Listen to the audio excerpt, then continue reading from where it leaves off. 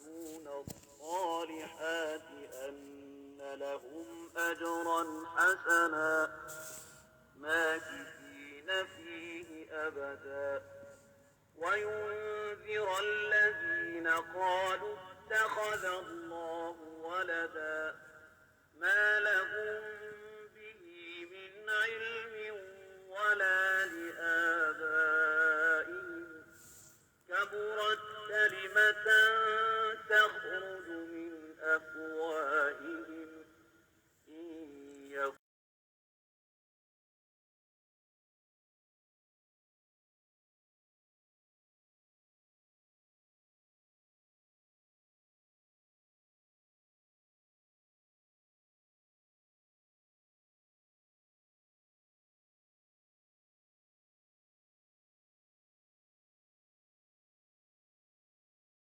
نبلوهم أيهم أحسن عملا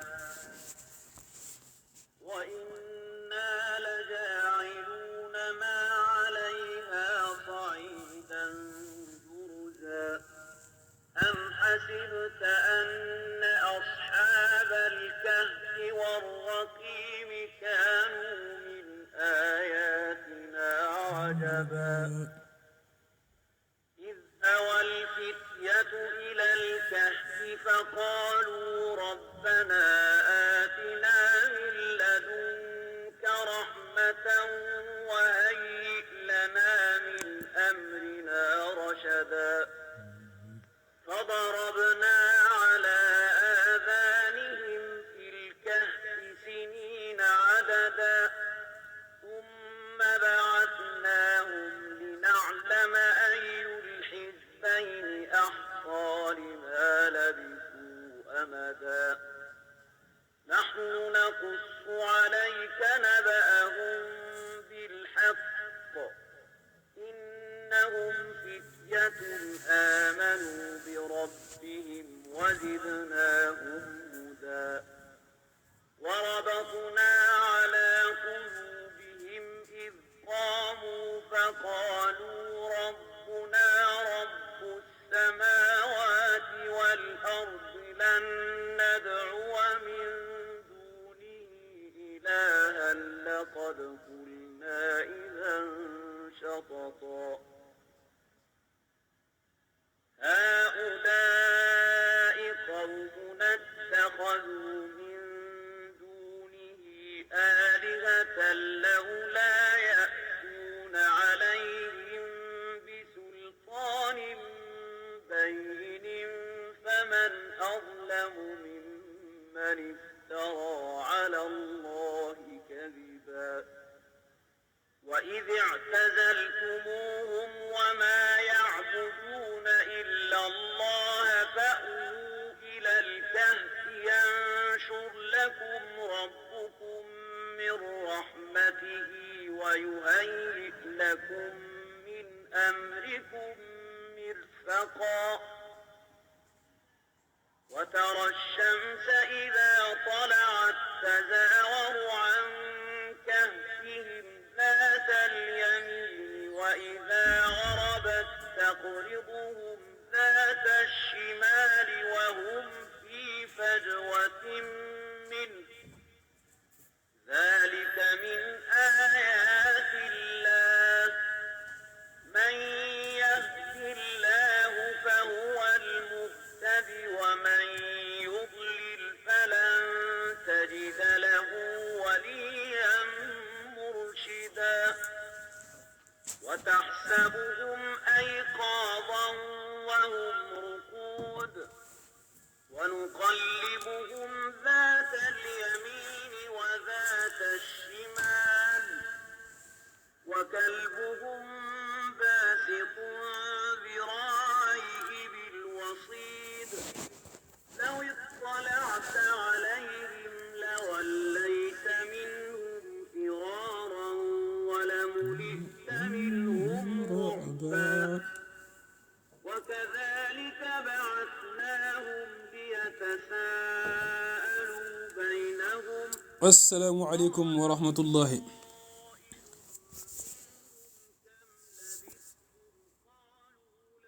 Bonjour à tous. Alors, un petit live rapide, très très rapide parce que nous sommes vendredi et le jour de vendredi chez les musulmans est extrêmement important. Donc, nous aurons d'autres œuvres à effectuer dans la journée. C'est pour cela qu'on ne va pas rester longtemps sur ce live. En fait, ce live va être plutôt un petit avant-goût de ce que nous aurons à développer les jours à venir, Inch'Allah. Donc, comme annoncé, hein, sionisme, wahhabisme et terrorisme. Donc, j'encourage à, bien sûr, partager le live, hein, parce que c'est un live ou bien c'est plutôt une petite discussion d'intérêt public, donc d'intérêt général, mais voilà. Ah oui, pour expliquer, dire un peu le dessous des cartes de ce que l'on voit donc dans le monde, ce qui se passe, et que l'on ne comprend pas, parce qu'il y a une grosse partie de la population mondiale, hein, j'ai envie de dire, qui ne voit que du feu dans ce qui est donné comme information. Ils ne savent pas le dessous des cartes, ils ne savent pas ce qui se passe en réalité. Ils gobent les infos, ils les prennent telles qu'elles sont.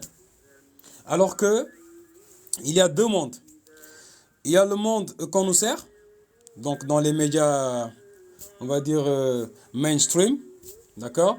Donc dans les médias standards, hein. Mais il y a donc le monde réel qui se passe hors des caméras, donc des médias. Et dans ce monde-là, il y a des infos de malade mental qu'on peut trouver, qu'on peut avoir.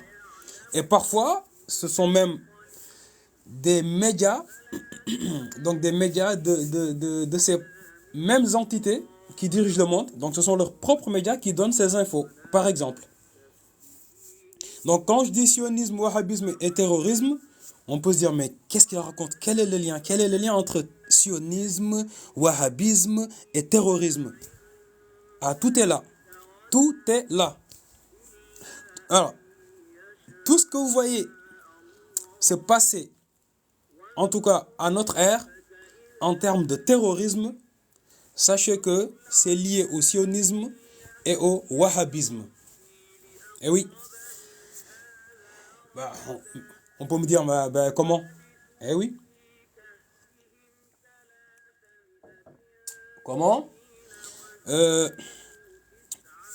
Comme d'habitude, hein, on va se restreindre en fait à une période que nous connaissons tous. C'est par exemple la guerre en Afghanistan. Oui, la guerre en Afghanistan. Où il y a eu ce fameux Saoudien qui est allé combattre, enfant d'une riche famille saoudienne. Je pense que tout le monde voit de qui est-ce que je veux parler. J'ai nommé Oussama Ben Laden. Alors, il faut savoir que Oussama Ben Laden est un élément saoudo-sionisto-wahhabito états-unien. Saoudo-sionisto-wahhabito états-unien et l'Arabie saoudite. Donc quand je dis sionisme, wahhabisme et terrorisme, et à savoir que la CIA n'est rien d'autre qu'un élément, pour ne pas dire une marionnette, du sionisme. D'accord? Donc, Ben Laden, je disais, a été formé, financé, envoyé, donc a été détaché par la CIA et l'Arabie Saoudite pour aller en Afghanistan. Pourquoi? Pourquoi? Pourquoi? Et donc de là, vous verrez, il y aura après un enchaînement donc d'événements, le 11 septembre, blablabla, et tout ce qui s'ensuit. Donc Ben Laden, une fois arrivé en Afghanistan, qu'est-ce qu'il a fait? Bien sûr, sous couvert de sa richesse familiale, Ben Laden appelait des combattants au djihad à rejoindre l'Afghanistan. À savoir que Ben Laden proposait de payer les billets, donc les billets des gens qui allaient rejoindre l'Afghanistan. Donc Ben Laden proposait de payer leurs billets à 75% moins cher. Donc en gros, il te payait 75% de ton billet. Et ça sur ordre de l'Arabie Saoudite. Arabie Saoudite qui est validée par justement la philosophie wahhabite, pour ne pas dire la religion wahhabite. Donc vous voyez que le wahhabisme est tenu par le royaume d'Arabie Saoudite. Le royaume d'Arabie Saoudite, en collaboration avec la CIA, recrute, forme des terroristes sur le credo de l'islam et qui sont ensuite lâchés comme des chiens enragés pour aller attaquer l'islam. Donc c'est bouffer l'islam de l'intérieur en collaboration avec le wahhabisme, ou bien voilà, le wahhabisme et le royaume d'Arabie Saoudite. Sachant que si je dis le wahhabisme, c'est pareil que le royaume d'Arabie Saoudite, hein, parce que le royaume d'Arabie Saoudite n'a pu voir le jour que grâce au wahhabisme. Et oui, le royaume d'Arabie Saoudite que nous connaissons aujourd'hui a été formé, a été financé par le sionisme.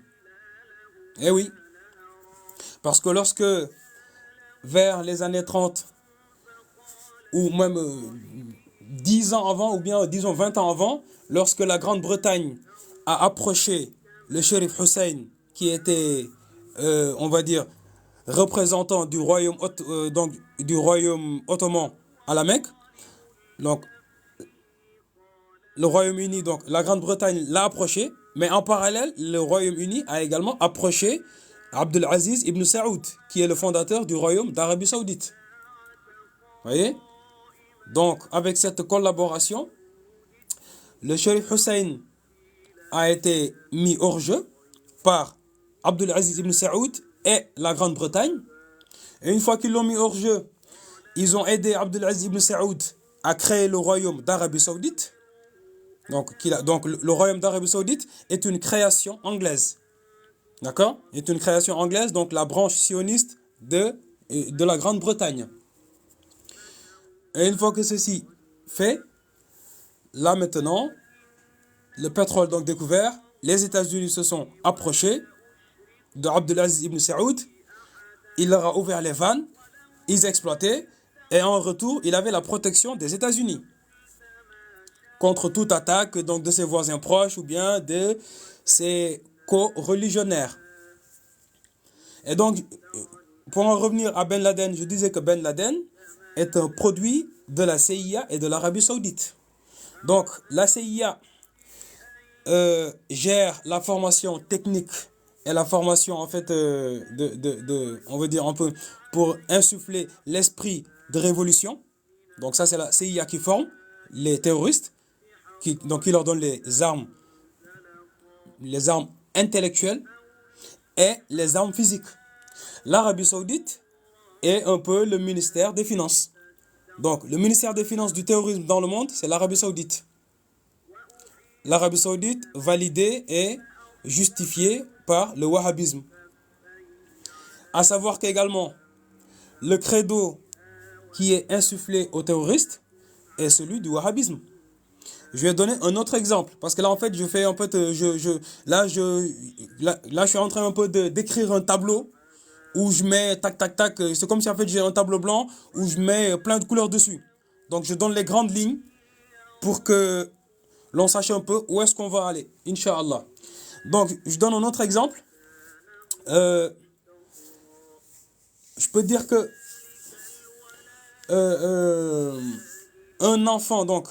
un enfant psychologique ou bien un enfant spirituel du wahhabisme, qui est le mouvement des frères musulmans de l'Égypte, créé par Hassan el-Banna, qui est un franc-maçon notoire, élève d'un franc-maçon notoire, Rachid Rida, élève d'un franc-maçon notoire, Mohamed Abdou, élève d'un franc-maçon notoire, Jamaluddin Afghani.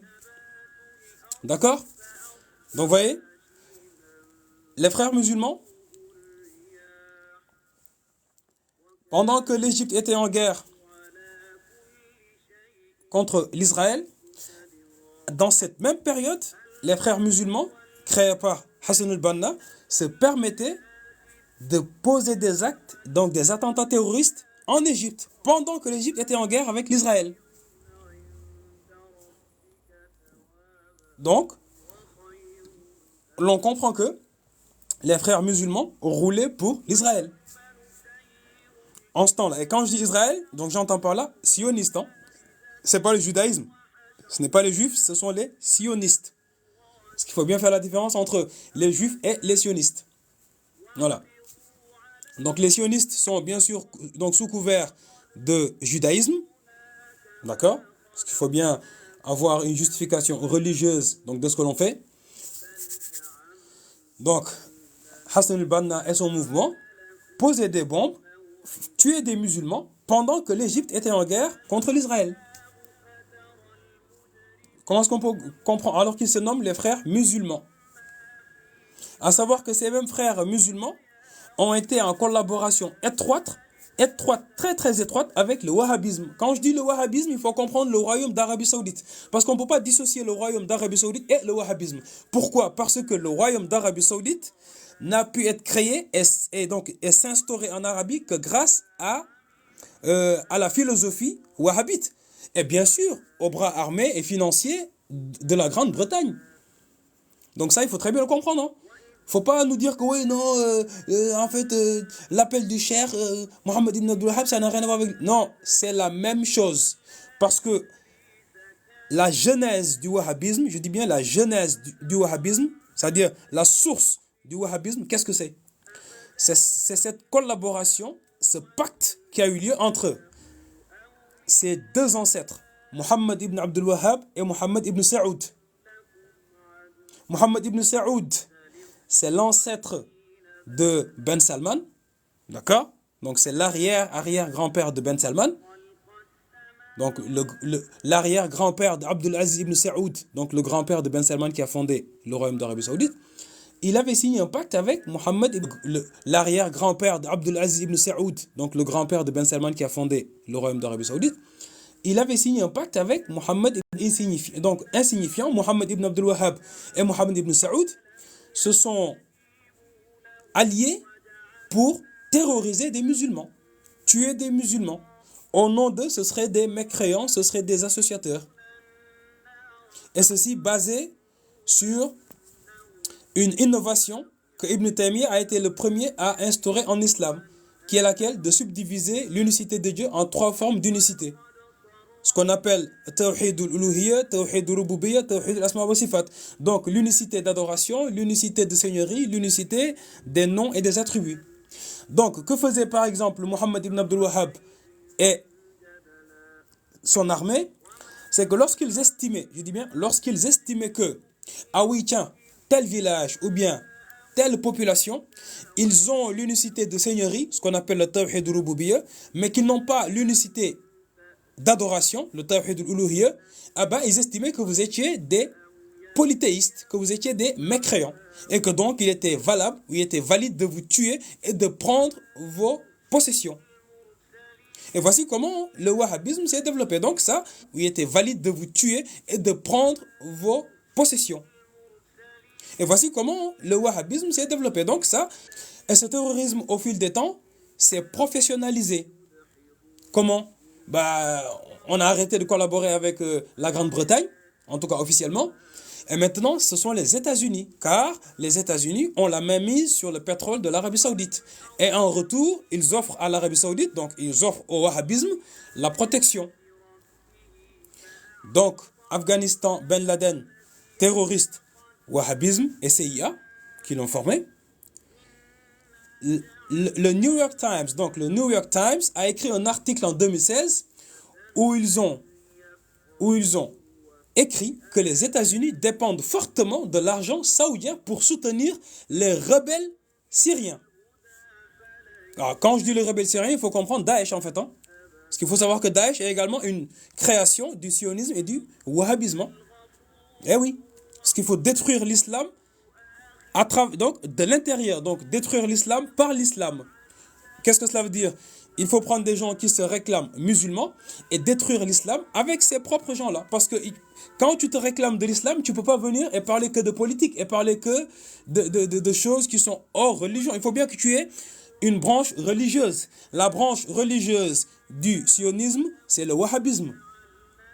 Donc la branche religieuse qui doit justifier le terrorisme, c'est la philosophie wahhabite, qui se permet de taxer les gens d'innovateurs, d'associateurs, de mécréants. Donc voici ce qui se passe. Par exemple,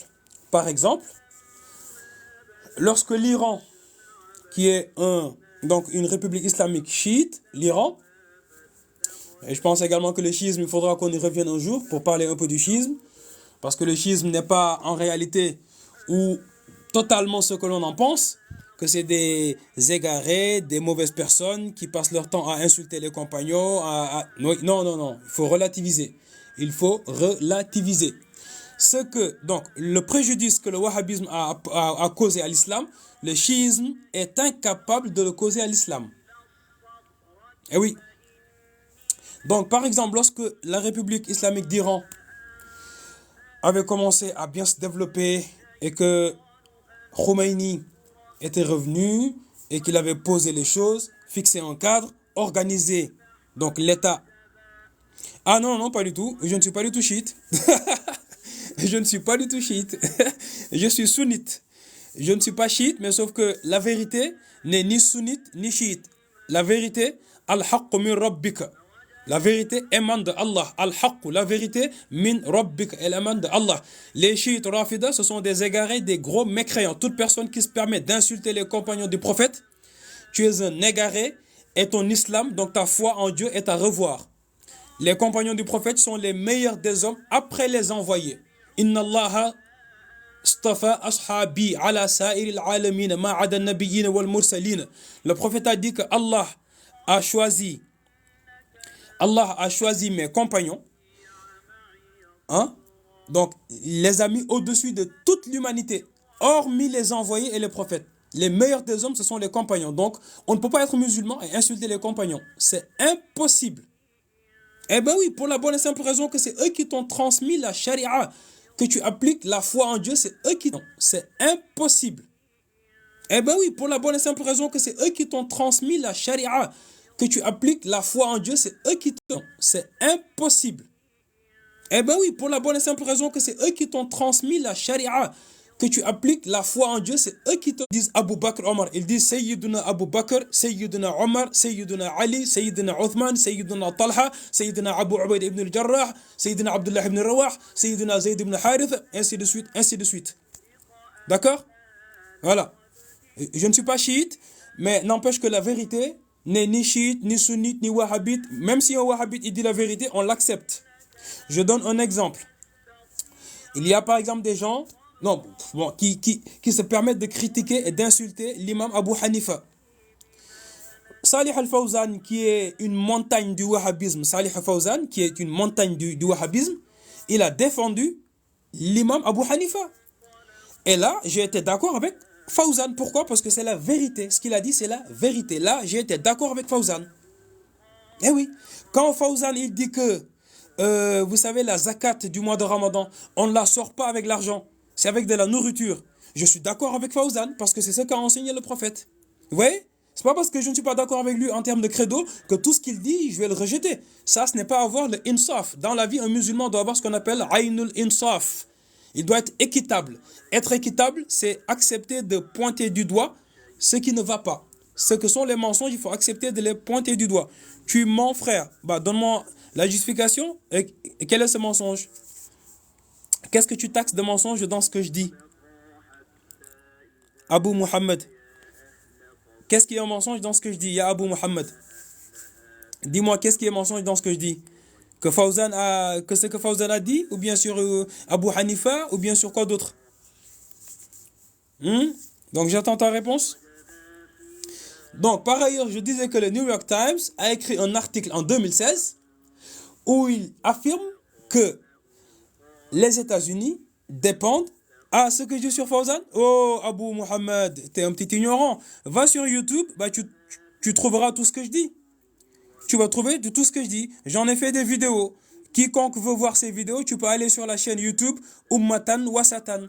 Ummatan Wasatan, U2MATAN, Ummatan Wasatan, WA2SATANE, Ummatan Wasatan. Tu verras des vidéos que j'ai faites où Fawzan, il parle de la zakat du mois de Ramadan.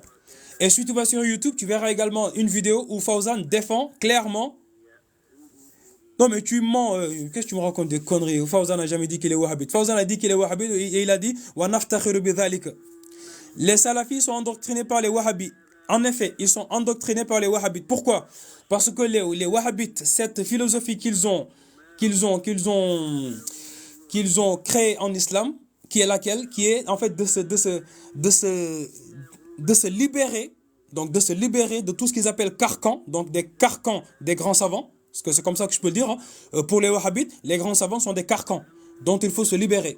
Autrement, tu ne parles plus de madhab, donc il n'y a plus de madhab de l'imam Malik, il n'y a plus de madhab de l'imam Shafi'i, tout ça, non, tu vas directement au Coran et à la Sunna. Et oui, donc ce qui fait que si eux se libèrent des grands savants, les réformistes maçons que sont les frères musulmans vont également proposer une réforme, mais à la maçonnique.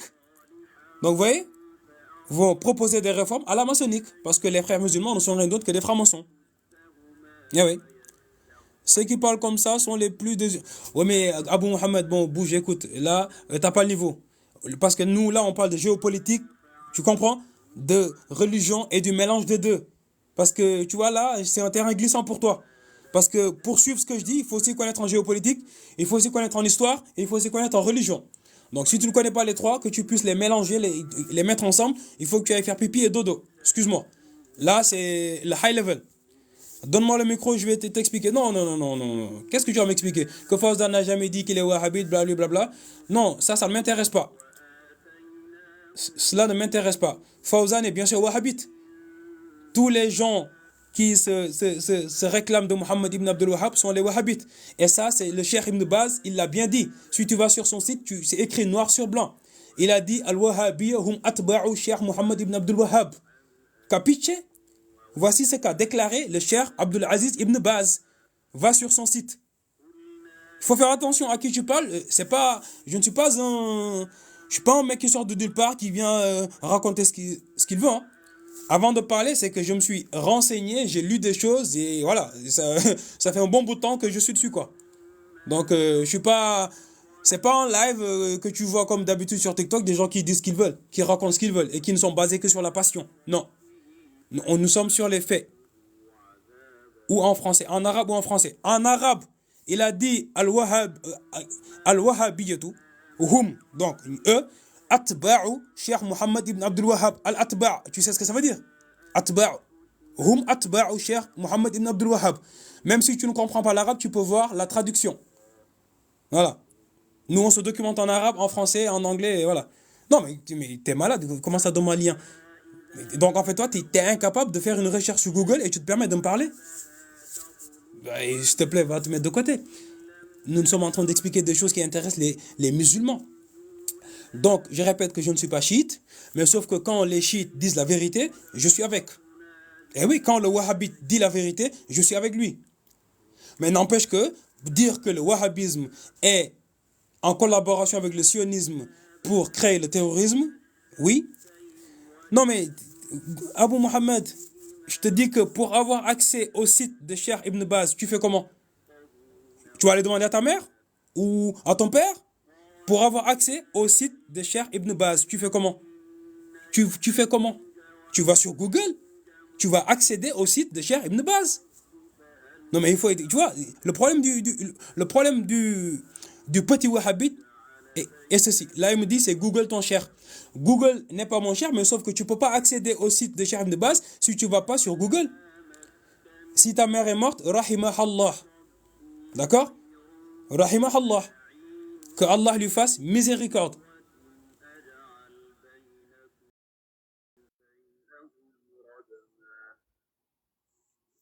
Donc, je poursuis ce que je disais.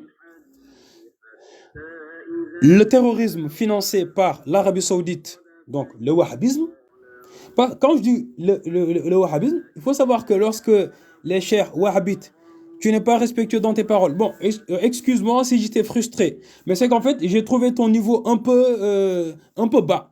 Quand tu me dis, est-ce que c'est Google ton cher?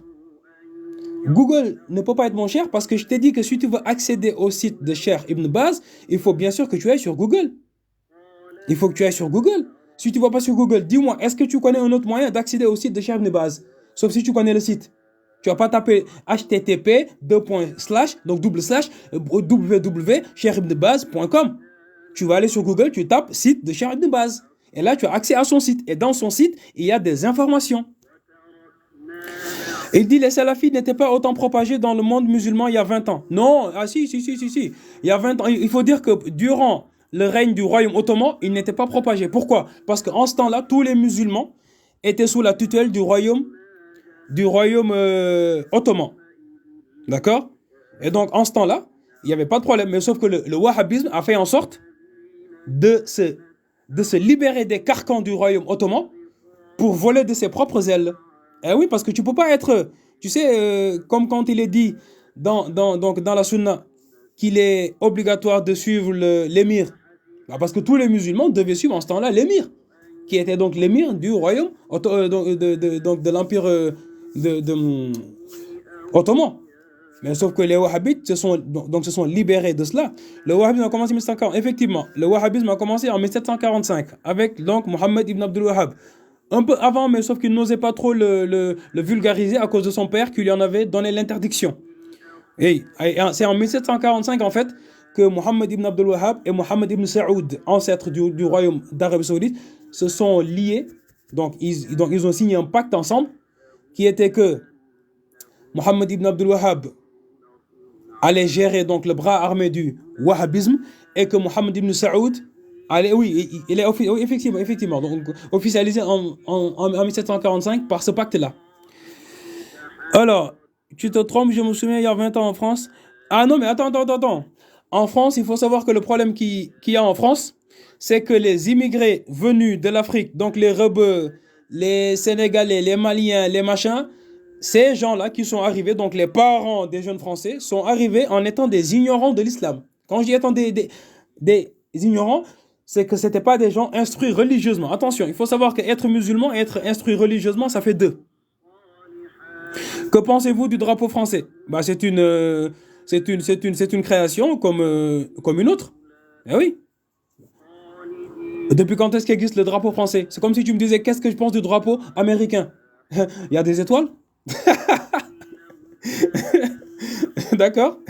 Bah, le drapeau, c'est le drapeau. Voilà. Qu'est-ce que tu veux? Tous ces drapeaux que tu vois, ce sont des créations maçonniques. Alors, donc ne me parle pas du drapeau français. Le drapeau français, sénégalais, tout, c'est pareil. C'est kiff-kiff, hein? Donc, que veux-tu que je pense du drapeau? On s'en fout, en fait, du drapeau, que ce soit le drapeau sénégalais, malien, américain, français. Voilà. Ce n'est pas ça qui nous intéresse, quoi. Nous, ce qui nous intéresse, c'est le dessous des cartes. C'est le fond des choses. Hein? La politique que les gens ne voient pas. La géopolitique auquel les gens n'ont pas accès. Vous êtes de Ouagadougou? Non. Je ne suis pas de Ouagadougou. Donc, je reviens à ce que je disais. Quel malheur aujourd'hui, 9 musulmans se disent salafis. Non. Justement, vous voyez, c'est ça le problème. 9 musulmans sur 10 ne se disent pas salafis. Ils ne sont pas salafis. En fait, le problème, c'est que il faut savoir que derrière le salafisme, il y a la manne financière du wahhabisme. Le wahhabisme, effectivement, c'est un mouvement politique, mais sauf que c'est un mouvement politique. En fait, il faut comprendre une chose. Le mouvement politique, pour se justifier, a besoin, surtout si c'est un mouvement politique au sein de l'islam, il a besoin forcément de se justifier avec l'islam. Donc, même si tu ne crois pas, je donne un exemple. Hassan al-Banna, qui est le créateur des frères musulmans. Ben, il faut bien qu'il se justifie avec l'islam. Il faut qu'il dise qu'il est musulman, patati patata. D'accord? Mais sauf que c'est détruire l'islam de l'intérieur. Le wahhabisme ne peut pas évoluer sans l'islam. Qu'est-ce que je veux dire? Le wahhabisme a besoin de justifier son appel, a besoin de justifier ses actes. Et il le fait par l'islam. Alors que l'islam ne lui a jamais autorisé de faire cela. Eh oui, l'islam ne lui a jamais autorisé. Donc il faut savoir que même dans ce qu'on entend, les médias, salafis, machin, ça, c'est un jeu médiatique. C'est un jeu médiatique. Eh oui, c'est un jeu médiatique. Parce qu'il faut savoir que le pétrodollar du... non, en fait, oui, fait un sondage. Mais ça, c'est normal que si on fait un sondage et que, et qu'il n'y a que des victimes du wahhabisme, bah, ils vont tous se dire salafi. Alors qu'ils ne savent pas quelle est l'origine du mot salafi. En tout cas, quand je dis salafi, ce qu'on appelle salafi, alors que cette victime du wahhabisme, parce que vous savez, les gens que vous voyez aujourd'hui qui se disent salafi, ce sont des victimes du wahhabisme. Parce que ce sont des gens qui ne sont pas allés, vraiment faire des recherches poussées dans le wahhabisme, faire des recherches poussées même avant le wahhabisme pour comprendre exactement ce qui se passe au sein de l'islam et ce qui se passe au sein des sociétés secrètes en islam. Et oui, oui, effectivement, c'est un cancer qui a eu des métastases, effectivement, et des métastases en Occident et en Orient. Et oui, parce qu'il faut savoir que le wahhabisme, une fois en collaboration avec les frères musulmans, ont commencé à se propager en Occident. Comment? Ça veut dire que les ambassadeurs qui étaient présents dans les pays occidentaux, c'est eux qui présentaient les frères musulmans sous ordre des wahhabites aux autorités des pays. Et c'est ainsi qu'en France, il y a pu y avoir énormément d'associations musulmanes. Mais attention, musulmanes, l'islam wahhabite. L'islam wahhabite, l'islam frère musulman. Parce qu'il faut savoir que, comme j'ai expliqué, les immigrés qui sont venus en France, c'est pour ça que tout le monde ne doit pas émigrer. Les immigrés venus du bled, quand je dis bled, c'est le bled noir et le bled blanc. Les rebeux et les noirs, eux tous pareils. Mali, Sénégal, Côte d'Ivoire, Maroc, machin, tout ça, Algérie, blabla. Tous ces gens-là qui sont venus en France s'installer pour travailler dans les usines, pour aller faire le ménage, ce sont des gens qui sont venus en étant des ignorants. Alors, excusez-moi du terme, mais je m'explique. Qu'est-ce que j'entends par ignorant? Ce n'étaient pas des gens qui ont étudié à fond la religion. Ce n'étaient pas des gens qui étaient au fait des réalités du pays dans lequel ils sont venus. Donc, ce ne sont pas des gens qui se sont attelés à éduquer leurs enfants religieusement parlant, à leur inculquer la bonne éducation de la sunna, parce que ces gens-là qui étaient venus du bled, ils n'ont pas laissé le wahhabisme au bled. Au bled, ce qu'ils ont laissé là-bas, que ce soit le bled blanc ou noir, ce qu'ils ont laissé là-bas, c'était plutôt l'islam sunnite. L'islam sunnite, l'islam des madhahib, donc des grandes écoles, donc des 4 grandes écoles. En général, par exemple, tout ce qui est Afrique occidentale, ils sont en général dans l'école de l'imam Malik. Le Maghreb également dans l'école de l'imam Malik. Maroc, Algérie et en Égypte, ils sont dans l'école de l'imam Shafi'i. Vous voyez? Ces gens-là, si arrivés en France, ils avaient éduqué leurs enfants religieusement et qu'ils leur avaient inculqué les valeurs justement de cet islam sunnite, donc des écoles de jurisprudence, et leur expliquer ce qu'était la foi en Dieu, je veux dire des parents qui ont étudié l'islam et qui l'enseignent à leurs enfants, le wahhabisme n'aurait pas pu les captiver. Parce qu'il faut savoir que le wahhabisme n'arrive à captiver que des gens, que des terrains vides. Donc des gens qui sont des ignorants, qui n'ont rien, mais qui n'ont aucune éducation religieuse. Ce sont ces gens-là que le wahhabisme arrive à captiver. Tu ne connais rien de l'islam. Le premier islam qu'on t'a vendu, c'est l'islam wahhabite. Et donc pour toi, c'est le seul islam qui existe. Toute autre chose, on te l'a défini, on te l'a décrit comme étant une innovation, comme étant une hérésie. Donc ce qui fait que tu ne peux voir l'islam que sous le prisme du wahhabisme. Et donc tout le reste, quand on te parle d'Asharite, tu dis que c'est bida, je sais pas quoi. On te parle de soufisme, tu dis c'est bida. On te parle de chiite, tu dis c'est tout ce qu'on peut te dire. Tu diras que c'est de la bida, c'est de l'innovation. Ils sont hors sunna. C'est ça le problème en fait. Et donc en France, tous les enfants, donc les enfants nés en France, première génération, deuxième, troisième, ainsi de suite, ont été captivés par le wahhabisme. Comment? En instaurant les frères musulmans en France, avec des associations. Et voilà. Et en recrutant également des gens pour les former dans les universités à la Mecque et à Médine, en les renvoyant chez eux et en finançant des chairs au niveau de Londres, au niveau des États-Unis, en Russie et en Pakistan. Donc voici comment le wahhabisme a pu se développer à travers le monde, a pu se propager grâce au pétrodollar. Donc d'une part, quand les Américains ont besoin de déstabiliser un pays, qu'est-ce qui se passe? C'est la CIA qui va contacter l'Arabie Saoudite. L'Arabie Saoudite va financer, la CIA va recruter et former des rebelles qu'ils vont lâcher comme des chiens. Exemple, comment pensez-vous que Kadhafi, il a été éliminé? Mais l'élimination de Kadhafi est une collaboration entre la France, les États-Unis. Et oui, des gens qui sont formés, et même plus large que Kadhafi. Le printemps arabe, le printemps arabe, le printemps arabe n'a été, euh, n'a été provoqué et mené que par des gens qui ont été formés. Tous les dirigeants du printemps arabe sont des gens qui ont été formés aux États-Unis. Et oui, des gens qui ont été formés aux États-Unis. Ah, parce qu'à un moment donné, il fallait donc enlever tous ces dirigeants-là. Et pour cela, il faut une rébellion. Donc, il faut des rebelles qui sont formés par la CIA et financés par l'Arabie Saoudite. En particulier, par exemple, le cas de Kadhafi. Donc, Kadhafi, il a été éliminé par la France, l'Angleterre et les États-Unis. Eh oui, qu'est-ce que vous voulez? Le général Haftar, qui, comme par hasard, au moment du chamboulement en Libye, il a quitté les États-Unis pour retourner. Alors qu'il était en exil, si je puis dire, depuis des années.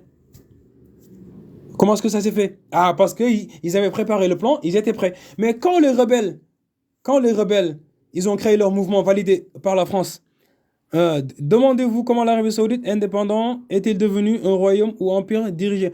Oui, l'Arabie Saoudite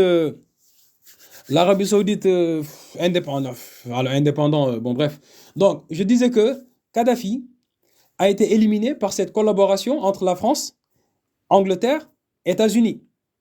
Et jusqu'au dernier moment, les rebelles que Kadhafi traquait, Kadhafi avait presque réussi à les encercler. Et là, ils ont envoyé un mail très très rapidement, en urgence, à la France pour dire qu'ils sont sur le point de nous éliminer. On vous en supplie, bombardez Kadhafi. Bombardez-le, bombardez-le.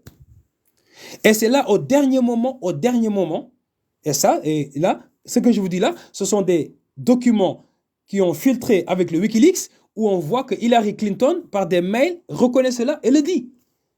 Et sauf qu'en ce temps-là, Nicolas Sarkozy avait découvert que Kadhafi avait accumulé plus de 140 tonnes d'or pour créer une monnaie unique en Afrique. Et quand la France a vu que ça allait contre ses intérêts, à quelque chose qui va aller donner à l'Afrique une certaine indépendance ou bien une certaine autonomie, là, il fallait éliminer Kadhafi très très rapidement. Mais il faut savoir que sous l'élimination de Kadhafi se cache encore une autre chose derrière. D'accord? Parce qu'il ne faut pas oublier que Kadhafi, voilà, avait en quelque sorte aussi essayé de mettre des bâtons dans les roues à la République islamique d'Iran. Donc, pour en revenir à ce que je disais tout à l'heure, Spirit, wa alaykoum assalam wa rahmatullah. Pour en revenir à ce que je disais tout à l'heure, par exemple, lorsque les États-Unis veulent faire la guerre à un pays ou bien veulent déstabiliser un pays, ils passent par l'Arabie Saoudite, donc par le wahhabisme. Exemple, la guerre Iran-Irak. La guerre Iran-Irak. Quelle en est la cause? Quelle en est la source? Bah, c'est que donc Saddam Hussein, une fois invité en Arabie Saoudite, a été approché par le roi donc de ce temps-là, il me semble que c'était le roi Fahd, qui lui a dit qui a dit à Saddam Hussein, tu as l'aval des États-Unis pour attaquer l'Iran. Mais pourquoi est-ce qu'il fallait attaquer l'Iran, chiite? Pourquoi est-ce qu'il fallait déstabiliser l'Iran? Pourquoi il fallait attaquer l'Iran, le déstabiliser? Ah ben tout simplement parce que l'Iran, avec l'imam Khomeini, l'Iran commençait à bien gagner en force, donc à bien mobiliser. Et donc même les pays arabes, à un moment donné, craignaient que l'Iran commence à pomper leur population, à les fédérer autour d'un islam, autour de l'esprit islamique, c'est-à-dire la défense de l'islam. Parce que vous vous rappelez lorsque Salman Rushdie a écrit son pamphlet contre le prophète Mohammed sallallahu alayhi wa sallam, bah, l'imam Khomeini avait écrit une fatwa sur lui pour demander sa tête. Pourtant, il ne l'a pas fait pour le schisme, il l'a fait pour l'islam. Donc, bien que non chiite, lorsque l'on voit qu'un chiite pose un acte qui est, je sais pas comment dire, en fait, en tout cas, qui va dans le sens de l'islam, mais on peut pas, on va pas le critiquer, on va pas être contre parce que il est chiite. Si un chiite dit la vérité, on va pas être contre parce que il est chiite. Non, si un wahhabite dit la vérité, on ne va pas être contre parce qu'il est wahhabite, on l'accepte. Donc, pour résumer mon propos, il faut savoir que Ton échantillonnage se limite en France, mais les pôles islamiques sont tout sauf wahhabis. Les pôles islamiques, alors, je sais pas qu'est-ce qu'il entend par pôle islamique. Peut-être le pôle islamique. Peut-être il veut dire par là les vrais musulmans. Parce qu'il faut savoir que le wahhabisme n'est pas considéré comme étant musulman. Ah oui, d'accord. Les pôles, ah oui, ah non, non, pas du tout, pas du tout, pas du tout. Les pays musulmans ne sont pas wahhabites, mais sauf que le wahhabisme s'est infiltré partout. Le wahhabisme, effectivement, ils ont une influence mondiale. Donc, Jean du Goudron, je suis d'accord avec toi. Les wahhabites, ils ont une influence mondiale, mais influence qui leur a été facilitée par le pétrodollar américain. D'accord? Si ce n'était pas le dollar américain qui paye, qui achète le pétrole au wahhabisme, le wahhabisme n'aurait jamais pu se propager dans le monde.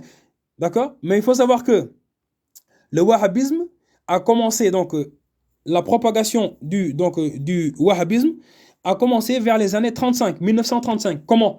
Par un franc-maçon notoire, maître des frères musulmans. C'est quoi la différence entre wahhabis et les sunnites? Alors, c'est simple. Les sunnites, ce sont les gens qui aiment le prophète Mohammed. Ce sont des gens qui acceptent de suivre l'enseignement du prophète Mohammed. Ce sont des gens qui acceptent que lorsqu'une personne dit Ashhadu an la ilaha illallah ou Ashhadu anna Muhammad Rasulullah est un musulman.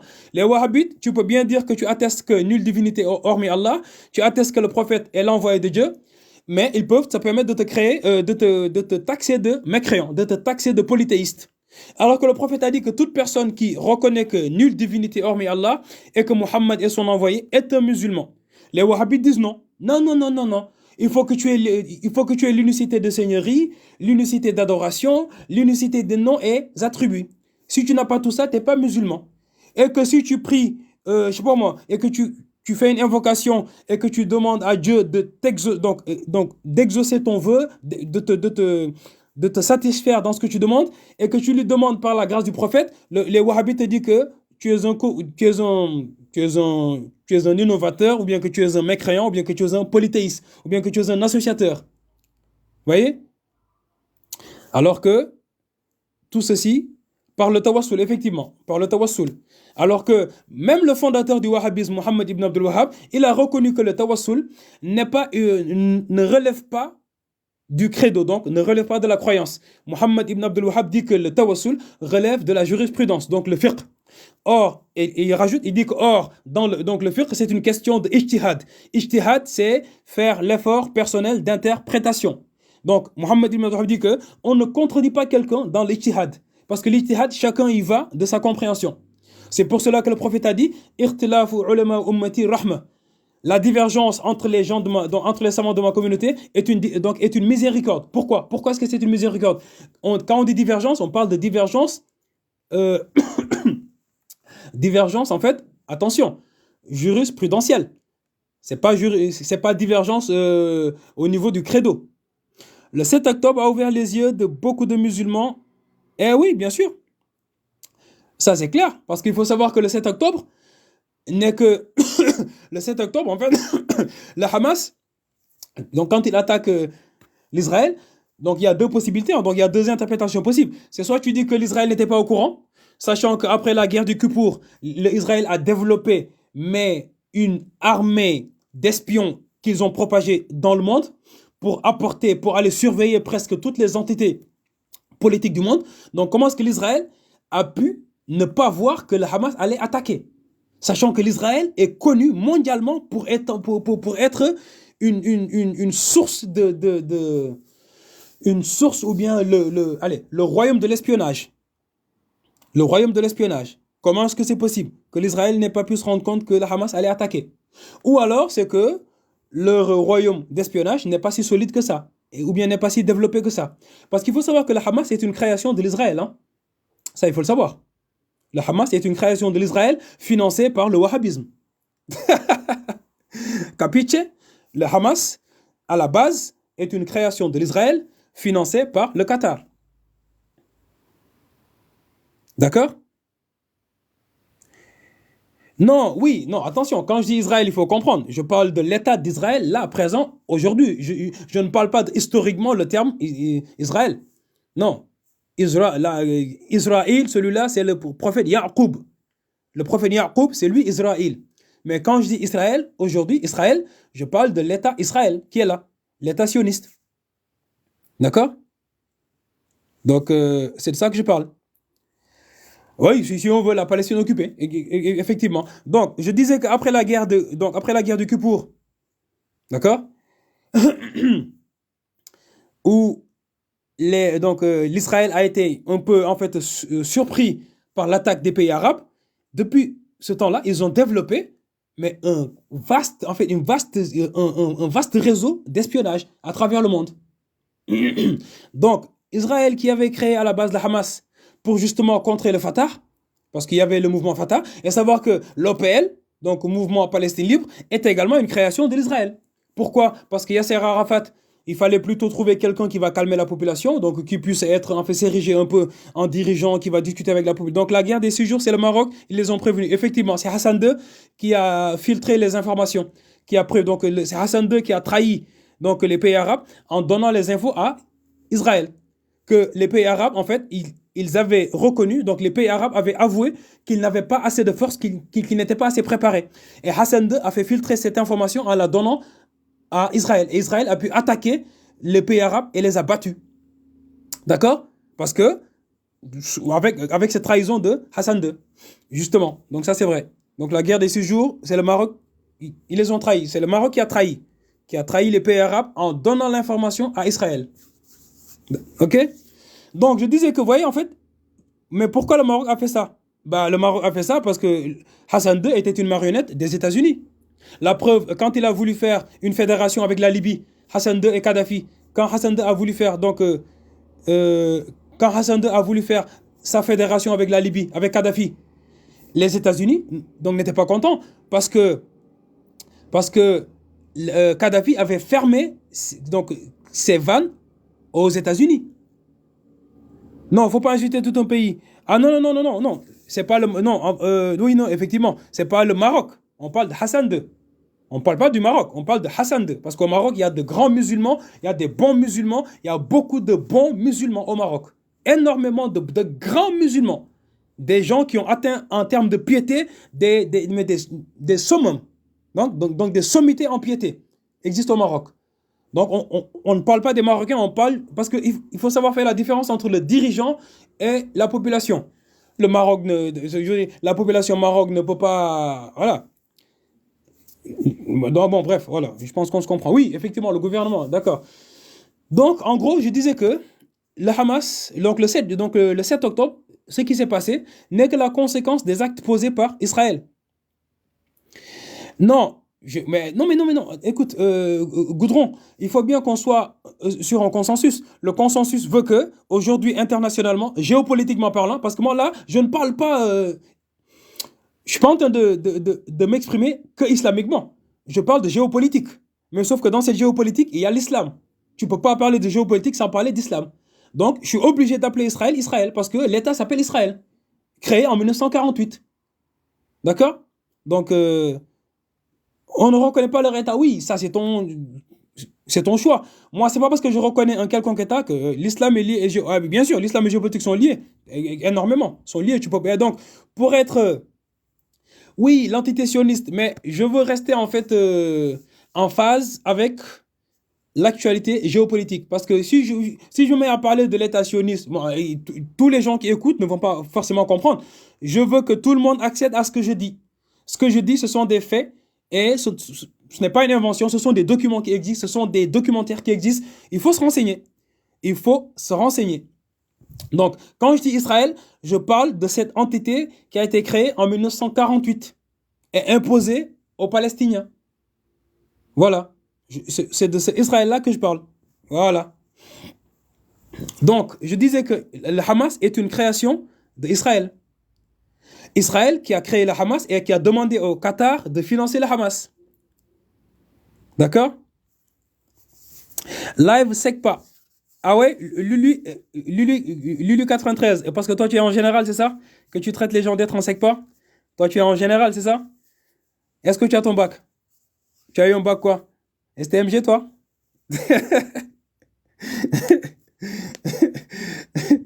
Voilà. Alors, donc je reviens à ce que je disais. Donc le frère ou la sœur disait que c'est en live, donc SECPA. Donc je dis que, parce que toi tu es en général pour traiter les gens de SECPA. Et puis bon, c'est pas très bien de se moquer des SECPA, hein, parce que si tu es musulman, il faut savoir que ceux qui sont en SECPA en général, c'est qu'ils ont un handicap. Et ce handicap, bah, c'est Allah qui leur a imposé. Donc se moquer de leur handicap, c'est comme si tu te moquais d'un acte d'Allah. Wal'iyadu billah. D'accord? Était un deal avec les religieux. Bien sûr que, bien sûr, bien sûr, bien sûr, bien sûr, bien sûr, bien sûr, bien sûr, bien sûr. Lorsque Theodor Herzl a écrit son livre sur l'État juif et que pendant, en fait, si vous voulez, la première guerre mondiale, ou même un peu avant, donc il a été approché, donc Theodor Herzl a été approché par des sionistes, pour le récupérer. Parce que lui, en fait, il avait écrit son livre, donc l'État juif, à cause des pogroms, ou en tout cas à cause de comment on appelle ça?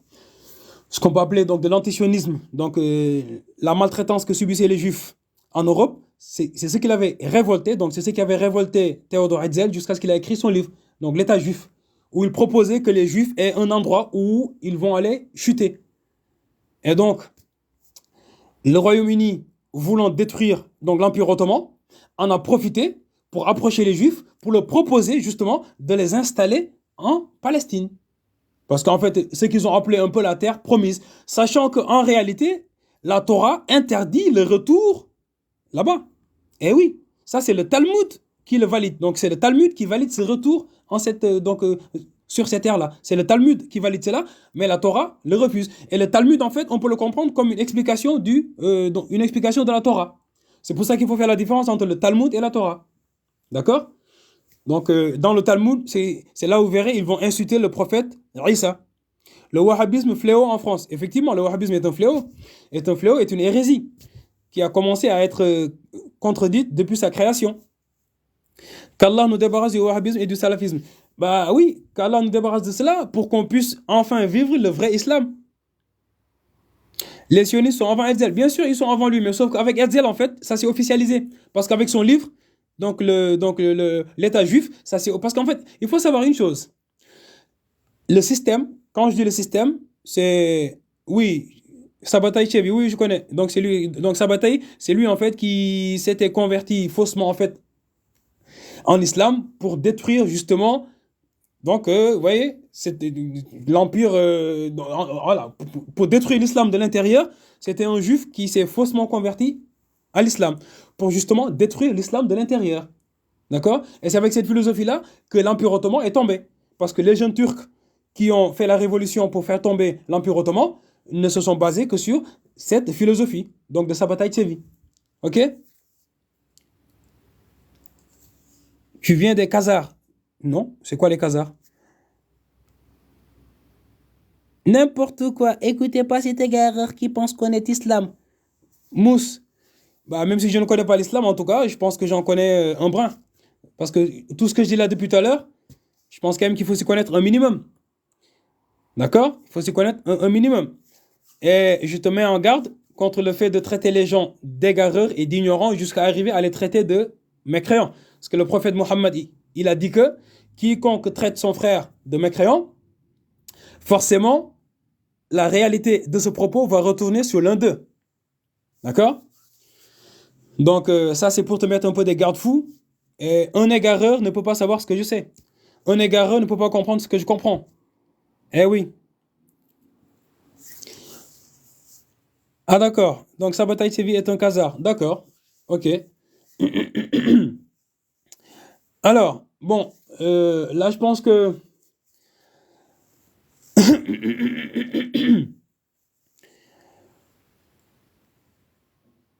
de tout le sionisme est sataniste. Oui, oui, oui, bien sûr, bien sûr, bien sûr. Ça, de toute façon, sa bataille, voilà, c'est avec lui c'est avec lui en fait, si vous voulez, que le sionisme a pris, mais vraiment ses grandes bases. Le wahhabisme est la bonne voie. Ah ouais? Et quelle est ta justification? C'est 1897 le sionisme. Non, 1948, c'est la création de l'État d'Israël. Attention, Goudron, qu'on se comprenne bien. 1948, c'est la création de l'État d'Israël.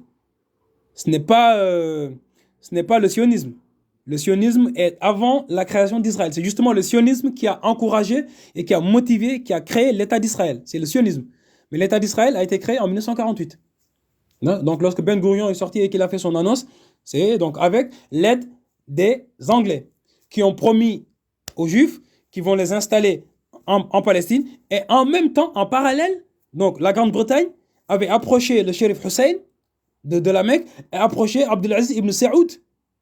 Donc, ils ont demandé au shérif Hussein d'attaquer l'Empire ottoman, et quand le shérif Hussein se préoccupait d'attaquer l'Empire ottoman, ils ont aidé Abdelaziz ibn Saoud à attaquer le shérif Hussein et à prendre ou avoir la main mise sur l'Arabie Saoudite. Et c'est après ça qu'il a créé le royaume d'Arabie Saoudite. D'accord?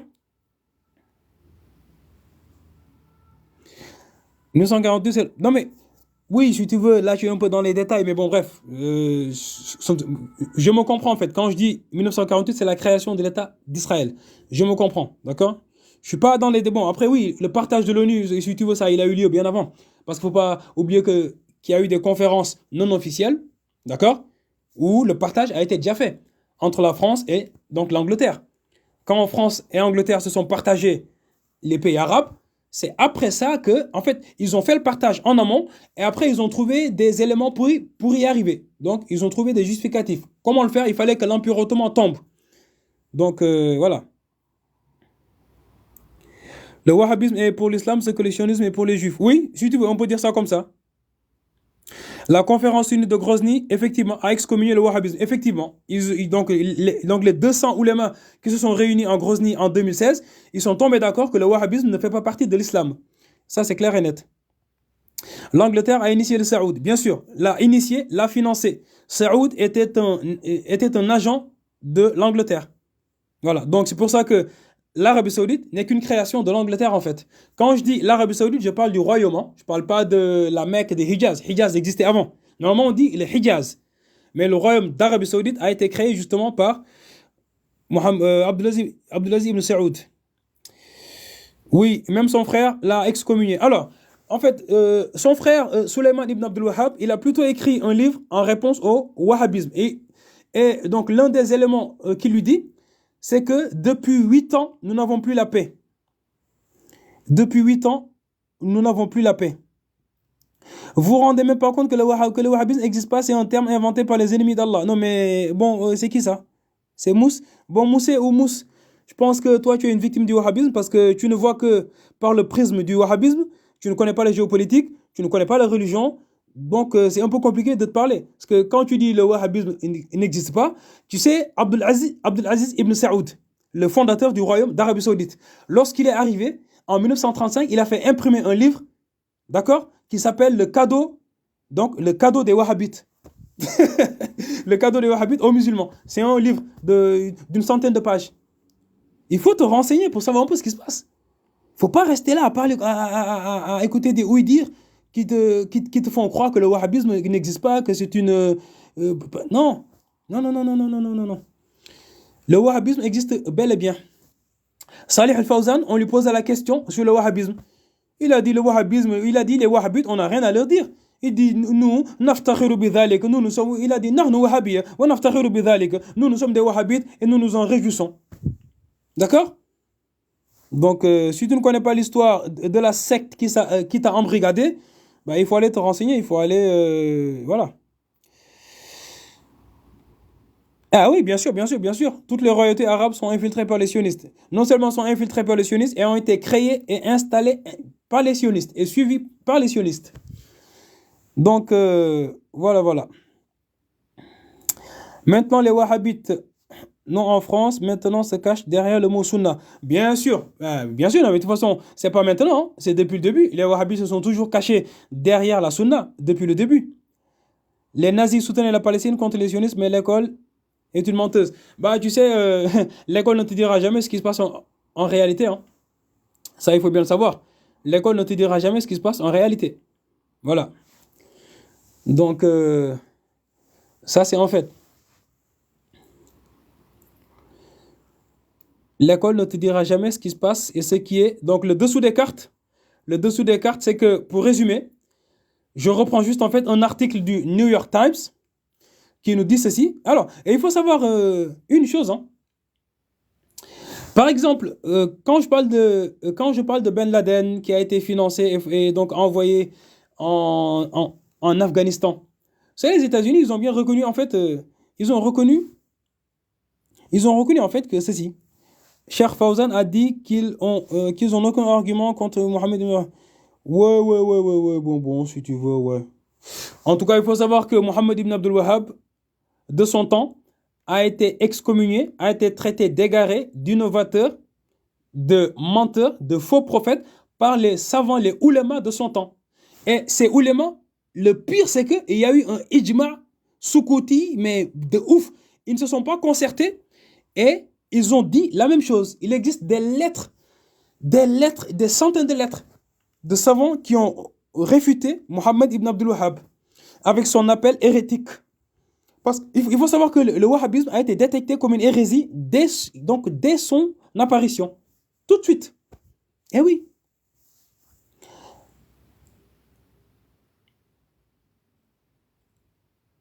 Pas tout le monde. Bon, je ne comprends pas ce que tu dis. Mohammed ibn Abdul Wahhab payé par les Anglais pour installer le wahhabisme. Oh, pour payer ou financer ou former, voilà, comme tu veux quoi.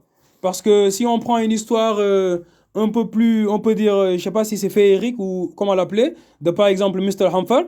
Donc Mr. Hamfer qui était un espion britannique, hein, qui avait infiltré donc l'islam. Bien sûr, le père de Abdul ibn Wahhab mettait en garde contre lui. Effectivement, le savant mufti de la Mecque, donc Zaini Dahlan, il a écrit un livre qui s'appelle Fitnatul Wahhabiyya. D'accord? Et il a écrit un livre également qui s'appelle Ad-Durar Saniyya fi Raddi ala al-Wahhabiyya. Là également, où il explique beaucoup de ces choses. Et quand tu vas dans un livre qui s'appelle Suhub al-Wabila, donc qui est un grand livre de biographie de savants hanbalites, dans ce livre-là, il est fait la biographie du père de Mohammed ibn Abdul Wahhab et de son frère Suleiman. Et dans ce livre, il explique que, voilà, que Abdul Wahhab est le père du fondateur du wahhabisme. Donc, celui qui est un ignorant qui a causé de la fitna à l'islam. Mohammed ibn Abdul Wahhab. Parce qu'il faut savoir que Mohammed ibn Abdul Wahhab, de son temps, il a été contredit, il a été réfuté par ses propres chers qui lui ont enseigné. Parce qu'ils ont décelé en lui limite de l'athéisme. À cause de son comportement, à cause de son attitude à contredire les grands savants. Mohammed a imposé le salafisme de la même façon que les sionistes. Bien sûr, mais parce qu'il faut savoir que le sionisme, dès qu'il voit une faille en islam, il en profite. Parce qu'il faut savoir que le sionisme, ce qu'ils veulent, donc, je voulais ce nouvel ordre mondial qu'ils veulent installer au monde, ils savent qu'ils ont un gros blocage, c'est l'islam. Pourquoi? Parce que les populations de l'islam ne sont pas des populations qui acceptent rapidement de gober des choses et de les suivre. Donc il faut bien déstabiliser les mœurs. Il faut détruire les mœurs au sein de l'islam. Et pour cela, comment? Il faut infiltrer l'islam. Il faut infiltrer l'islam, avoir des francs-maçons qui se disent musulmans et qui vont prêcher pour la modernité, qui vont prêcher pour l'ouverture, sans pour autant avoir eu de l'enracinement avant. Donc vous voyez, il a accusé tout le monde de commettre des shirk. En tout cas, beaucoup de gens. Il a accusé beaucoup de monde. Le wahhabisme fait beaucoup de mal au monde musulman, Algérie, et Syrie. Bah oui. Mais bon, il faut savoir que le wahhabisme, à lui tout seul, avec sa pseudo-science, ne peut pas faire du mal à l'islam. Si le wahhabisme a pu faire du mal à l'islam, c'est grâce au pétrodollar. Donc, je disais que les bouquins wahhabites ont commencé à se propager dans le monde vers les années 1935. Grâce à qui? Grâce à la maison d'édition de Rachid Rida, un Égyptien franc-maçon, élève de Mohamed Abdou, qui est maître lui-même de Hassan al-Banna, qui est grand-père de Tariq Ramadan, qui cherche à moderniser l'islam, alors que ce ne sont que des francs-maçons. Donc, Rachid Rida, c'est lui qui a publié beaucoup de livres du wahhabisme vers les années 1935 et qui a commencé à critiquer mais ouvertement l'Empire ottoman, à critiquer l'islam sunnite en fait. D'accord? Parce qu'il roulait pour le wahhabisme. Parce qu'il fallait bien se faire bien voir auprès du wahhabisme. J'ai des wahhabites et c'est vrai que c'est très sectaire. En gros, soit tu es d'accord avec nous, soit tu es contre nous. Justement. Alors qu'en islam, il n'y a pas de soit tu es d'accord, soit tu ne l'es pas. En islam, il y a ce qu'on appelle le ijtihad. Ijtihad, c'est l'effort de réflexion, l'effort d'interprétation. Je donne un exemple. Lorsque Allah dit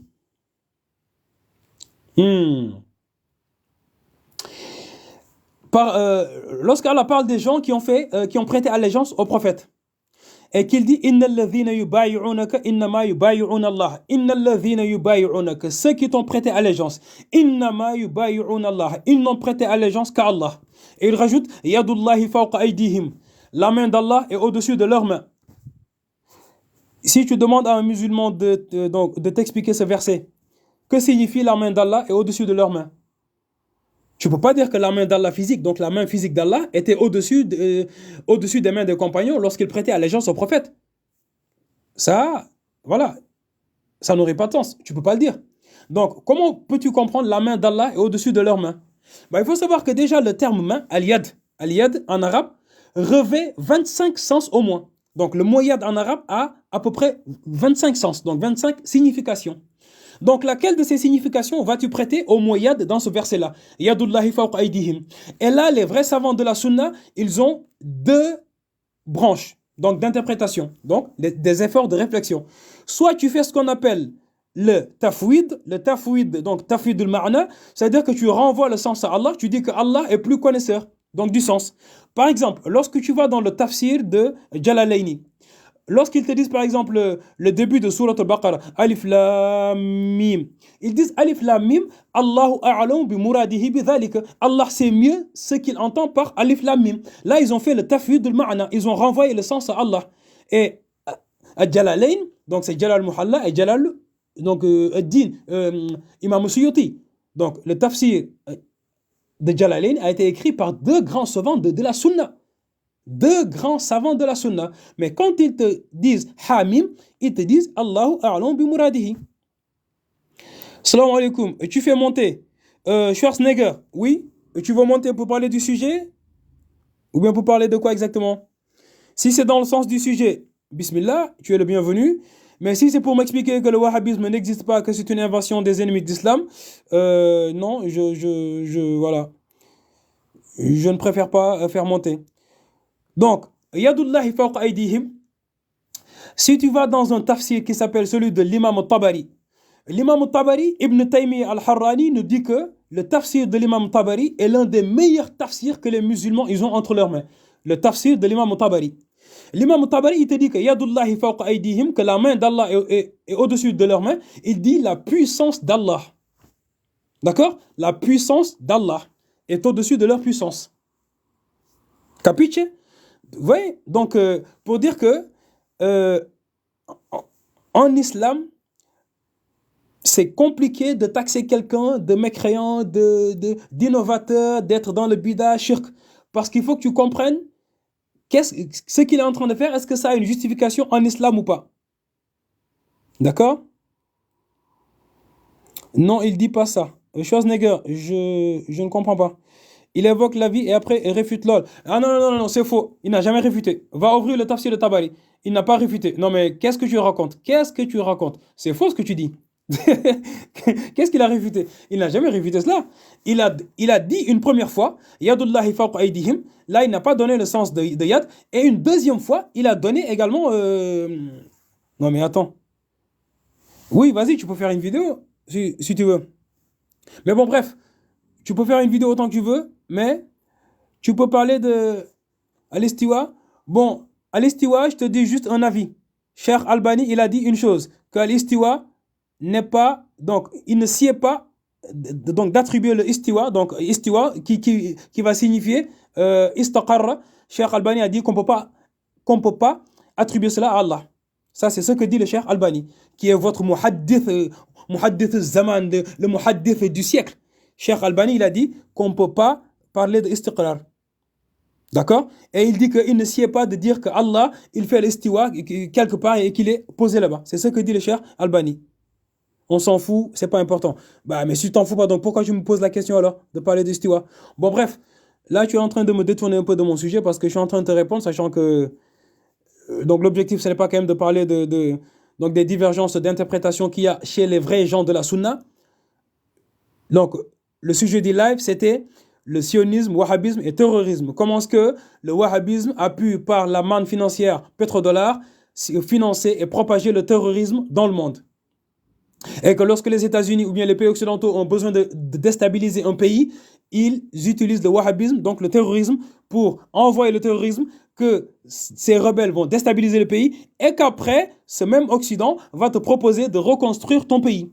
Ou bien, si tu refuses de leur ouvrir des vannes par rapport à quelque chose. D'accord? Comme en Algérie. Oui, comme un peu partout. Syrie, machin, tout ça. Donc la Syrie, leur seule chance a été la Russie. Si ce n'était la Russie, ils auraient bombardé. Donc ils auraient eu la Syrie depuis longtemps. La Syrie a eu l'aide de la Russie, c'est pour cela qu'ils ne sont pas tombés. Mais Libye ne l'avait pas eu, parce que Libye, lorsque la France, États-Unis et Angleterre se sont mis d'accord pour bombarder la Libye, d'accord, avec l'aide de rebelles qui ont été financés par l'Arabie Saoudite, la Russie n'est pas intervenue. C'est pour ça qu'ils ont pu liquider Kadhafi. Mais la Syrie, vu que la Russie est intervenue, ils n'ont pas pu la liquider. Vous voyez? Donc, et également, voilà, donc plein d'autres pays, par exemple l'Iran. Donc je disais l'Iran, Saddam Hussein a été armé et motivé par l'Arabie Saoudite et les États-Unis pour attaquer l'Iran. Vous voyez? Qu'est-ce qui a fait que Saddam Hussein a été attaqué par la suite? C'est lorsqu'il a terminé les 8 ans de guerre avec l'Iran et que son économie était à terre, il a imposé aux États-Unis et à l'Arabie Saoudite de le financer. Ils ont refusé et il a commencé à menacer l'Arabie Saoudite. Et vu que l'Arabie Saoudite a son gendarme qui est donc les États-Unis, là, ils ont créé des soucis à Saddam Hussein et ils ont fini par le liquider. Eh oui. D'accord? Dommage pour Kadhafi. Bah oui, dommage pour Kadhafi, mais voilà. C'est qu'il y avait trop de forces qui étaient concentrées sur lui. Trop de forces étaient concentrées sur Kadhafi. Trop de forces. Et que ce qu'il cherchait à faire, c'est-à-dire que ces 143 tonnes d'or qu'il avait accumulées pour chercher, l'Iran va détruire Israël. L'Iran, je ne sais pas si l'Iran a les dispositions pour cela, mais bon, ça c'est un autre sujet. Donc, je disais que Kadhafi n'a pas eu de chance parce que lorsque la France, parce qu'en fait, la France a hésité à un moment donné à attaquer. Mais lorsque la France a appris que Kadhafi avait accumulé 140 et quelques tonnes d'or pour créer une monnaie unique africaine, sachant que ça allait éliminer le franc CFA, sachant que le franc CFA est une création, invention, une production donc française, si le franc CFA n'est plus la monnaie unique en Afrique, en tout cas occidentale, ou là où elle est, c'est la France qui perd. Et donc, il fallait éliminer donc, en fait, ça a accéléré en fait l'élimination de Kadhafi. Le fait que Sarkozy ait découvert que Kadhafi avait accumulé beaucoup de tonnes d'or pour créer une monnaie africaine. Là, Sarkozy a vu rouge. Ah oui, là, il a vu vert ou rouge, comme on veut. Ils ont accéléré, tac. Donc, il y a eu des avis, donc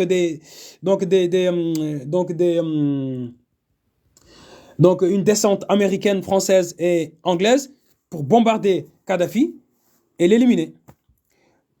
Alors, celui qui a mis en pseudo la ilaha illallah nous dit que le wahhabisme n'existe pas. Oui, bien sûr, dans tes rêves. Le wahhabisme n'existe pas. Bien sûr, dans tes rêves. Donc, mais bon. Tu es contradictoire, tu les appelles Israël alors que ça n'existe pas. C'est la Palestine occupée. Bon, en fait, Jean du Goudron, je veux en fait t'expliquer que tu ne peux pas m'imposer ta vision des choses. Géopolitiquement parlant, je peux très bien appeler Israël, Israël. Géopolitiquement parlant. D'accord? Eu égard des croyances. Donc là, je parle pas... Voilà, je ne prends pas en considération les croyances ou bien tout ça. Je parle de géopolitique. Géopolitiquement parlant, je ne peux pas nommer Israël autrement qu'Israël. Voilà. Donc, il faut savoir faire la dichotomie entre ta croyance, tes convictions et, en fait, la géopolitique, les infos standards qui sont là. Tu ne peux pas parler politique ou bien géopolitique sans appeler Israël, Israël. Tu ne peux pas. Parce que quand je me dis, oui, Israël, c'est le prophète, oui, là, ça, c'est ta croyance. Donc là, tu parles de foi, tu parles de religion. Là, moi, je suis en train de parler de géopolitique. Bien sûr, la géopolitique englobe la religion, mais pas que. Donc, je ne suis pas contradictoire. Je vais appeler Israël, Israël. Voilà, parce qu'ils s'appellent Israël. C'est un État créé qui a été nommé Israël, donc je suis obligé de les appeler Israël. Ça, il n'y a pas le choix. C'est géopolitiquement parlant. Donc, tu ne peux pas parler comme ça. C'est comme si, voilà. Que veut dire le wahhabisme? Alors, ah oui, que veut dire le wahhabisme? Islam authentique. Donc, islam authentique, le wahhabisme, qu'est-ce que c'est?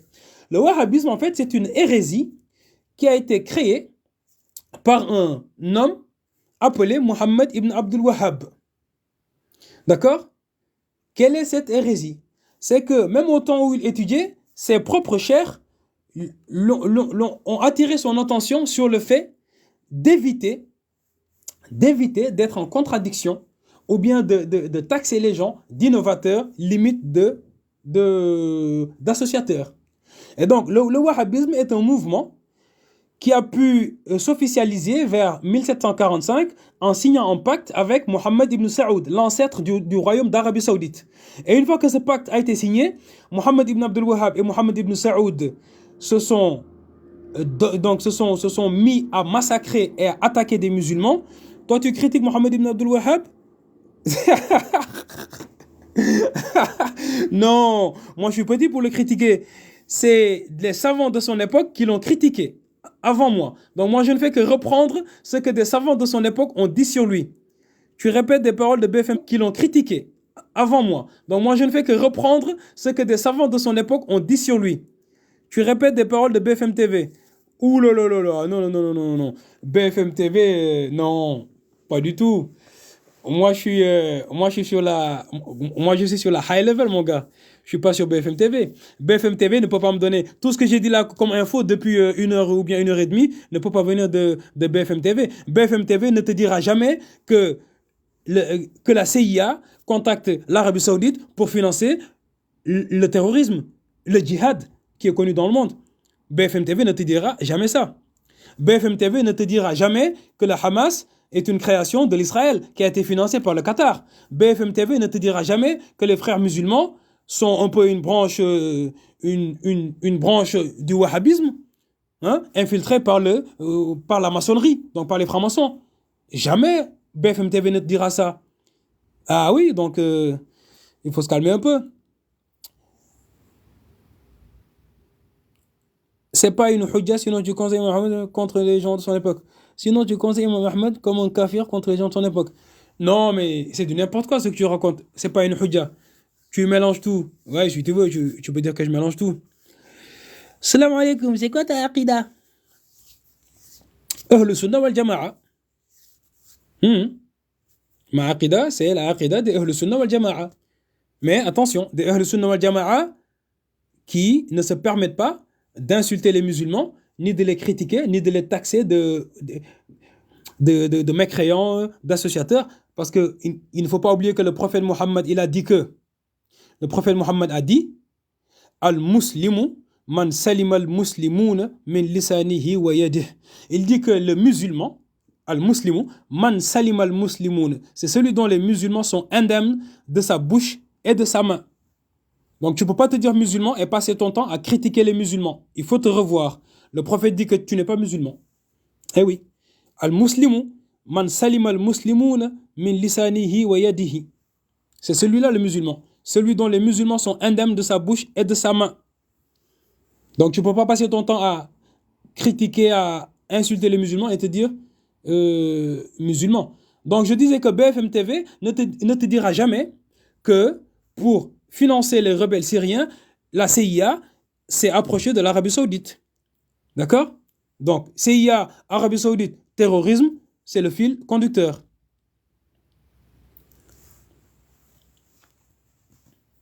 Ok? Donc, voici ce qu'il y a à dire. CIA qui approche l'Arabie Saoudite, qui finance et envoie des terroristes, d'accord, partout dans le monde. Eh oui. Et avec le pétrodollar, ils ont pu financer des chaires. Donc quand je dis chaires, donc ceux qui ne comprennent pas trop ce terme-là, c'est des chaires universitaires. À Londres, aux États-Unis, en Russie. Dans le but de propager le wahhabisme. Parce qu'il faut savoir que le wahhabisme ne s'est pas propagé parce qu'ils ont une grande science. Ah oui, parce qu'ils ont apporté des choses que les gens ne savaient pas auparavant. Non, c'est absolument faux. Le wahhabisme a pu se propager avec l'aide du sionisme, mais grâce au pétrodollar américain. En finançant par exemple des écoles coraniques, donc dans les bleds, en finançant des centres islamiques, en finançant des écoles et en déversant des livres de wahhabites pour aller enseigner un peu partout dans ces pays-là que l'unicité de Dieu est subdivisée en 3 formes d'unicité. Donc il y a l'unicité d'adoration, l'unicité de seigneurie et l'unicité des noms et attributs. Alors, l'une des plus grandes victimes du wahhabisme, c'est la France. L'une des plus grandes victimes du wahhabisme, c'est la France. Comment? Parce que la France a accepté pendant une période de ces échanges diplomatiques avec l'Arabie Saoudite d'infiltrer les frères musulmans, de les autoriser à créer des associations islamiques, à ouvrir des petites écoles. Et c'est ainsi que le wahhabisme a pu se propager, le salafisme également. Pourquoi? Parce que justement, ces enfants nés en France de parents immigrés, leurs parents ne leur ayant pas inculqué le bon islam, sunnite qu'ils ont laissé chez eux, d'accord? Donc l'islam des écoles de jurisprudence, de par exemple l'imam Malik, l'imam Shafi'i, l'imam Abu Hanifa et l'imam Ahmed ibn Hanbal, n'ayant pas inculqué à leurs enfants donc cet islam-là sunnite, qui passe par le prisme du fiqh, ils ont laissé leurs enfants dans la nature. Et ces enfants ont été captés, donc ont été cooptés par le wahhabisme. Et ces mêmes enfants, fragiles de la tête, des têtes vides, ont été envoyés, que ce soit en Syrie, que ce soit ont été envoyés en Afghanistan. Par exemple, Mohamed Merah. Savez-vous que Mohamed Merah, il y a un article du journal Le Monde qui dit que Mohamed Merah a fini par se rendre compte que les services secrets français le manipulaient. D'accord? Donc c'est pour ça qu'il a foutu le bordel qu'il a foutu. Ça, c'est le journal Le Monde, qui est un journal français, qui le dit. Capiche? Donc vous voyez que tous ces enfants-là nés en France, qui sont des victimes de leurs parents, parce que ces parents ne leur ont pas donné l'éducation religieuse adéquate, les ont laissés dans la nature. D'accord? Donc les ont laissés dans la nature, et ces enfants ont été récupérés par le wahhabisme. Et une fois récupérés par le wahhabisme, ils vont te gaver de leurs textes, tu vas gober tous les textes wahhabites et croire que ce credo qu'il te donne, cette aqida qu'il te donne, est la bonne aqida. Sachant que le prophète Mohammed a vécu pendant 23 ans et n'a jamais enseigné que le tawhid se subdivisait en 3. Tawhid uluhiyya, rububiyya et asma wa sifat. Le prophète, ce qu'il a enseigné, c'est que lorsque l'ange Jibril est venu lui demander akhbirni anil iman, il lui a dit al-iman an tu'mina billahi wa malaikatihi wa kutubihi wa rusulihi. D'accord? Quoi? Bil qadri et bil yawmil akhir. Donc, voici les 6 points que le prophète lui a dit. Tu as ces 6 points-là, tu as un credo correct. Tu es musulman. Eh oui, tu as la foi. Tu as un credo, une aqida correcte. Tu attestes, donc tu fais l'attestation de foi. Voilà. Les vrais musulmans, j'ai des doutes. Les vrais musulmans, j'ai des doutes. Bon, je ne sais pas trop ce que tu appelles par les vrais musulmans, j'ai des doutes. Mais bon, ce n'est pas tout, mais vous savez que en islam, il fait partie des piliers de l'islam. En tuqim as-salah, il faut faire la prière. Et là, c'est l'heure de la salatul asr. Donc, je dis qu'aujourd'hui, nous sommes vendredi, et que le musulman, le jour du vendredi, il lui est conseillé de multiplier les actes d'adoration. Mais ce n'est pas résistant le credo que tu deviens chrétien. Mais ce n'est... Qu'est-ce qu'il raconte? Bon, bref. Donc, je disais que le vendredi, on incite le musulman à multiplier ses actes de dévotion. Et donc là, on commence, il est l'heure d'Asr, et le prophète Mohammed, il a dit, il existe une heure dans le vendredi, donc dans le jour du vendredi. Tout musulman qui croit à cette heure en état de prière et qui demande à Allah tout ce que tu lui demandes, Allah t'exauce. Donc il y a une heure, le jour du vendredi, et cette heure, les savants l'ont fixée après la prière d'Asr, donc après la salatul Asr jusqu'au coucher du soleil. Entre le Asr et le coucher du soleil, il y a une heure, si tu la croises en tant que musulman, tout ce que tu demandes à Allah, il te le donne. Donc c'est pour ça qu'il est conseillé de multiplier les actes de dévotion. Les salafus salih, ils cessaient tout ce qu'ils faisaient le vendredi, entre le Asr et le Maghrib, ils faisaient que des actes de dévotion, que des invocations, des dhikr, de lire le Coran. Donc je conseille à tout musulman qui est sur ce live, entre l'Asr dont il est l'heure là, tu finis ta prière, tu vas te mettre en dhikr, tu te mets en dévotion, tu te mets en adoration d'Allah, jusqu'au coucher du soleil, si tu peux. c'est extrêmement bénéfique. C'est très, très, très, très bénéfique. Et ça, c'est un hadith authentique. Tu peux le trouver au minimum dans le livre Al-Adhkar de l'imam al-Nawawi, où il t'explique et il te dit même que les savants ont indiqué que cette heure se trouve après la prière de Asr. Donc, à bon entendeur, salut. Assalamu alaikum wa rahmatullahi ta'ala wa barakatuhu.